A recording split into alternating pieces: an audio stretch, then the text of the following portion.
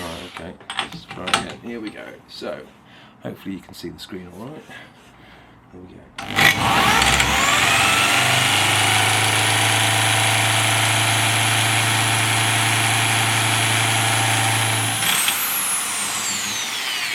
Wow. Well, that's the equivalent of 100 miles an hour. There were no dropouts at all on the pulses that were coming on the display. Everything looks fine. That's good news. So just do it again. Keeping your hands and fingers clear. Here we go.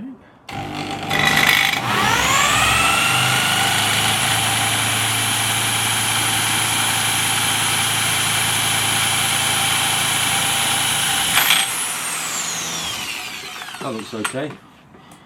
Can't see a problem with that. I don't think we can go any faster with the frequency. I think 100 Hz is, yeah, it's maximum. So yeah, all good.